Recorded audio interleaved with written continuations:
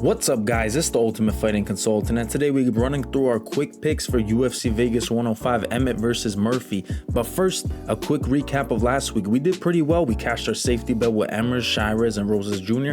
at plus 121.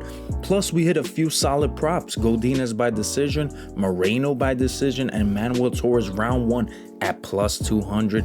We ended the card off up 2.56 units. If you want my plays for this week, hit that link down below and use code VIP to lock in 50% off the monthly price. Now that we got that out of the way, let's get right to the picks. Opening up the card, we got Vanessa Demopoulos taking on Talita Alencar, and I'm going with Vanessa here. She should have the clear striking advantage, and as long as she keeps it on the feet, I like her chances to get the win. And honestly, I think she does keep it standing because Talita in her last fight went 1 for 10 on takedowns against Stephanie Luciano, which isn't a great sign at all. Vanessa should be able to stuff the shots, land her strikes, keep the pressure on, and get the win here. Give me Vanessa Demopoulos as the pick. Next up, we got Victor Henry taking on Pedro Falcao, and I'm rolling with Henry here. He's the cleaner striker on the feet. He has solid clinch work, good jiu-jitsu, good takedown defense. I see him keeping this fight standing and outstriking Falcao over 3 rounds. Give me Victor Henry as the pick. Next up, we got Loma taking on Istela Nunes, and I'm picking Loma here. She's the more technical striker, and she's going to be the better grappler in this matchup. Nunes also hasn't fought since 2023, and she's on a 4-fight losing streak. This matchup seems tailor-made for Loma, and I see her coming out on top. Give me Loma as the pick. Next up, we got Rhys McKee taking on Daniel Frunza, and I'm going with McKee here. He's the better striker, and he has more experience at a higher level. Yeah, Frunza's last fight, he got a finish on the Contender Series, but he did eat some big shots and he got taken down. I think McKee's the better, well-rounded fighter here, and I see him getting the win. Give me Rhys McKee as the pick. Next up, we got Dione Barbosa facing Diana Belbita, and I'm going with Barbosa here. She's the much better grappler in this matchup, and I think she'll take this fight to the ground early and dominate. Belbita does have decent striking, but Barbosa's wrestling and ground control gets her the win here. Give me Dione Barbosa as the pick.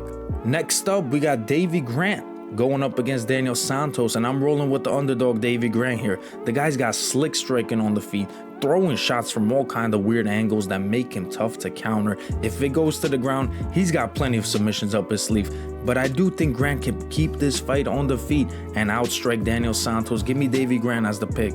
And for our featured prelim, we got Osbourne taking on Gurule. O'Day's super fast with solid power, but Lewis is a solid striker with some good grappling, and he's making his debut here.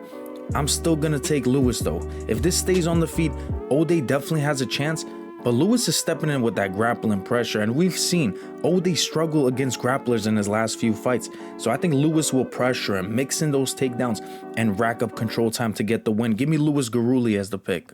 Opening up the main card, we got Torrez Finney taking on Valentin. Now, if you don't know Finney, he got a win on the Contender Series, but didn't score a UFC contract right away. He had to come back and win again to get a shot, which shows the guy's pretty determined. Now, he's not the most flashy finisher at the highest level, but what he is though, he's a straight up winner. He's got the physicality, likes to grind opponents against the fence, and when he gets it to the ground, he has solid control and ground and pound.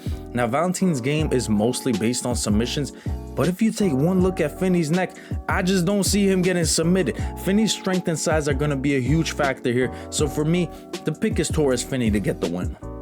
Next up, we got Tavares taking on GM3 Gerald Meerschaert, and I'm going with the underdog here, Gerald Meerschaert.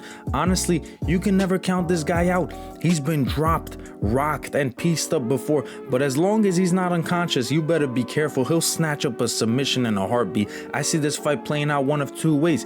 Either Gerald gets the takedowns, racks up some control, and locks in the sub or wins a decision, or he could even get dropped by a Tavares right hand and somehow, some way, still finds a sub on the ground. Either way, I'm going with Gerald Meerschaert to get the win. Next up, we got Kennedy Nzechukwu taking on Martin Buday, and look, I've given Kennedy a lot of shit in the past. When you come in as a big favorite against guys like OSP and Dustin Jacoby and put on performances like that, it's deserved. But lately, he's been turning things around. Yeah, knocking out Chris Barnett isn't the most impressive win, but his last fight against Lucas Bresky was a solid knockout. And honestly, I see Buday as a similar level opponent. He's just not that good. His 14-2 record looks nice on paper, but let's be real, he's been beating low-level guys, Josh Parisian, Jay Collier, Lucas Brzeski. This is a fight Kennedy should win with ease. All he has to do is show up and take care of business. Give me Kennedy Nzechukwu as the pick.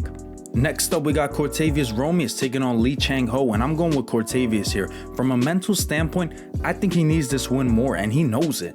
You don't want to start your UFC career 0-2, and he had his moments in his debut loss to Bolaños, and I think he's got all the tools to get it done here. Solid takedowns, good submissions, and decent striking. Yeah, Chang-Ho has some grappling, but he doesn't bring the same kind of danger on the feet that Bolaños did. That should give Cortavious a much better fight this time around. I think he puts it all together and gets the win. Give me Cortavious Romious as the pick. And for our co-main event, we got Pat Sabatini taking on Joanderson Brito. Now, I'm not counting Sabatini out, but I'm rolling with Brito here. He's the more well-rounded fighter, and if this stays on the feet, I think he does Sabatini up. His grappling is solid too, but if he gets taken down, I wouldn't be shocked if Sabatini finds a sub, especially coming off that great win against Jonathan Pierce, where many, like myself, thought Pierce would have the advantage on the ground. Now that said, as long as Brito avoids the takedowns and keeps this standing, he should be able to piece Sabatini apart. Give me Joanderson Brito as the pick. And for our main event, we got Josh Emmett taking on Lerone Murphy. And I'm picking Murphy here, but listen to me very closely. I'm telling you right now, I don't love the number at all. Sitting at -325 against a guy like Emmett, who has legit one-shot knockout power, that's a little too steep for my liking. Plus, in Murphy's last fight against Dan Ige, he barely squeaked out a decision win. That said, I do think he gets it done here. He's the more technical striker, picks his shots well, and stays defensively sound. But at that price, definitely not a number I'd be excited to lay. Still, I'm picking Murphy. Give me Lerone Murphy as the pick. And that wraps up our video, guys. Make sure to like, comment, subscribe. I'm the Ultimate Fighting Consultant, and I'll see you in the next one.